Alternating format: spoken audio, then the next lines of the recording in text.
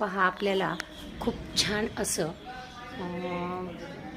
वाचनामध्ये भर पडण्यासाठी किंवा आपण जी पुस्तकं वाचतो ते नेमकं वाचन कशासाठी करायचे किंवा वाचनाचा छंद का असला पाहिजे त्याविषयी खूप सुंदर अशी माहिती या ठिकाणी दिलेली आहे, जी की आपल्या वाचनामुळे आपल्याला नेमकं काय फायदा होतो.